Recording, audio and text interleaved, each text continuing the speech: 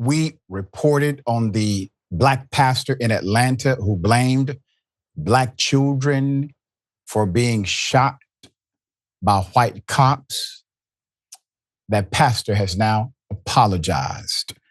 This is an update, all right? Atlanta mega church pastor now apologizes for telling black folk to stop blaming white cops for the killing of black kids, end quote. After facing backlash, I want to remind you of his words and give you the full update. Here it is. Stop blaming white cops for the killing of black kids. Instead, teach your black children to be obedient towards authority. And I don't care if most of y'all are black. You need to teach your children to obey authority. We need to teach our sons and daughters to obey authority. We need to teach our children to not fight against authority, not fight against cops, not rebel. Be model citizens. Stop being rebellious towards authority.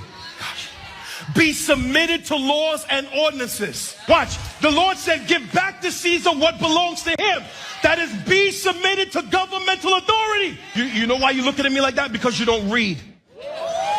And an Italian cop drove right by me, and I locked eyes with the cop, and we stared at each other, and he drove by. And in that moment, I hear the voice of my mom and my father. Son, obey authority. In that moment, with that Glock pressed to my head, I got to make a decision. Either my ego is going to be strong, God, or my submission to authority is going to be stronger than my ego.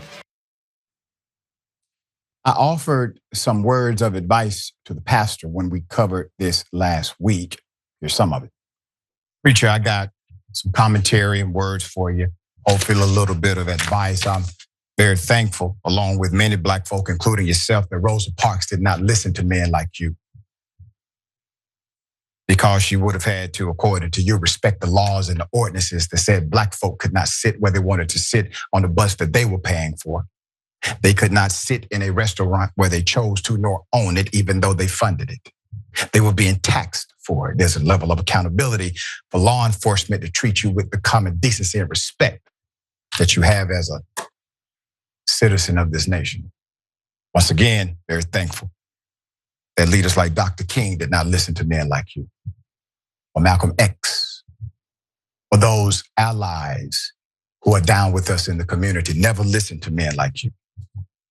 That's why your church isn't listening to men like you. You believe that the men of color that we've referenced on this show, that have been referenced in national and international commentary, if you believe they deserve to die, understand what scripture says about grace. For the wages of sin is death. I'm back to your book again, preacher. Have you sinned, preacher? Have you ever sinned? That means that you, sir, are worthy of death. But since you have not died because of your sin, I would assume you have an appreciation for grace, for love, and for true advocacy. I invite you on the bullpen to come and talk to me anytime. Invitation will remain open for the remainder of the year. And the invitation is still open for the remainder of the year. The pastor has apologized. I'm putting him up full mask. I will give you the full 411. Pastor of Atlanta's growing 2819 church, Phillip Anthony Mitchell, took to Instagram to walk back his comments that he made on April 13th. So in a lengthy statement that, based on social media interactions, has been largely well received, Mitchell acknowledged that while he did not intend to do so, quote, I recognize I caused harm, and for that I sincerely apologize, end quote. Quote, I believe that the passage I preached on presents us with an opportunity to examine our relationship with governments and authoritative who we may personally oppose, yet have to comply with, Mitchell wrote. He goes on to say, without a doubt, I understand the framing I used about Black children and their relationship with the police was and is harmful. I know that Black people have been killed by the police when being both compliant and non-compliant.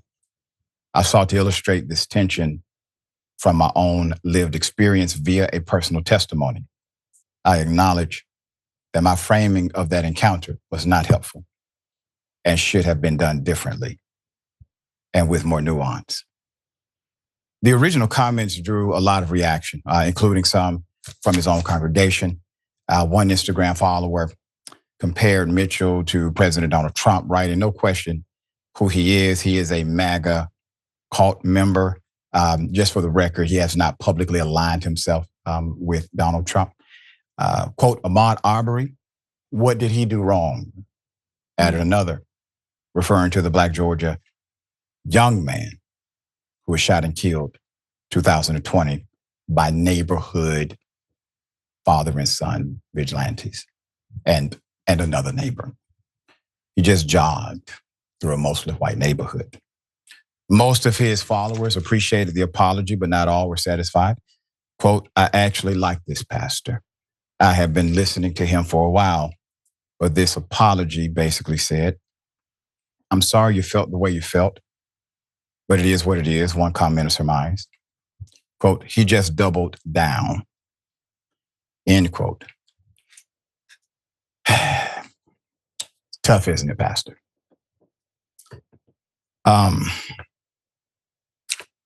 Pastor, I think you made a mistake. We all do.